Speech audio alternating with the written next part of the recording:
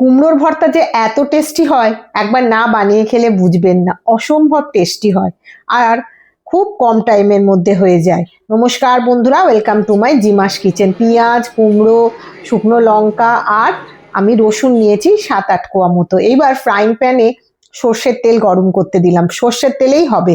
শুকনো লঙ্কাটা ছেড়ে দিলাম, দিয়ে দিলাম এর মধ্যে রসুন, গোটা গোটা রসুনগুলো। কিচ্ছু করতে হবে না, শুদ্ধ যতক্ষণ না ভাজা ভাজা হচ্ছে ততক্ষণ একটুখানি গ্যাসের ফ্লেমটা কম করে নাড়াচাড়া করে রান্না করতে থাকবেন। ভাজতে ভাজতে দেখবেন আপনার লঙ্কাটা ভাজা হয়ে গেছে।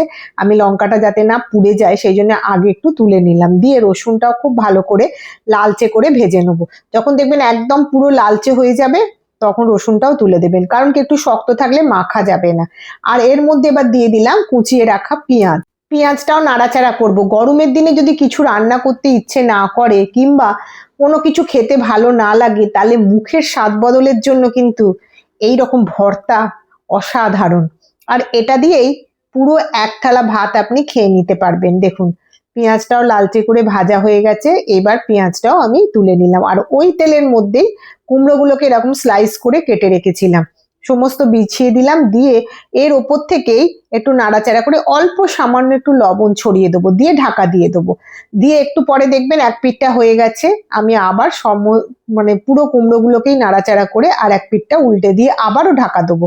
কিছুক্ষণ পর দেখলাম পুরোটাই আমার ভাজা হয়ে গেছে। দেখুন এরকম ভাবে ভাজবেন। অল্প আপনারা ভাপিয়েও নিতে পারেন, কিন্তু আমি এরকম ভাবে ভেজে করি, এটা খেতে কিন্তু আরো সুন্দর হয়। এইবার প্লেটের মধ্যে পরিমাণ মতো লবণ দিয়েছি, কুমড়োয় কিন্তু একটু লবণ দেওয়া আছে।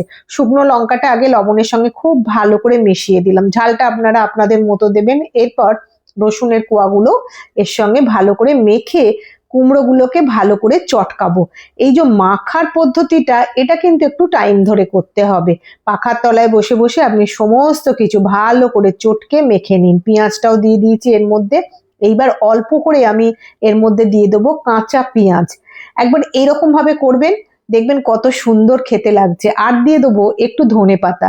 চাইলে আপনারা কাঁচা লঙ্কা দিতে পারেন, কিন্তু আমি যেহেতু ঝাল কম খাই সেই জন্য ঝালের পরিমাণটা একটু কম রেখেছি। ভর্তা সাধারণত একটু ঝাল ঝাল খেতেই ভালো লাগে, কিন্তু এতে কিন্তু ঝালও হয়েছে। দেখুন মাখানো হয়ে গেছে। এবার উপর থেকে আমি অল্প একটু লেবু ছড়িয়ে দেবো। এই লেবুটা দেওয়ার কারণেই কিন্তু আরো স্বাদ দ্বিগুণ হয়ে যায়। এইবার আর কিচ্ছু নেই, খালি মাখুন, ভালো করে চটকে মেখে নিয়ে যখন দেখবেন পুরো সমস্ত কিছু একসঙ্গে মিশে গেছে, এইবার ভাতের সঙ্গে পরিবেশন করুন। বিশ্বাস করুন এত ভালো খেতে হয় যে আপনি চিন্তা করতে পারবেন না।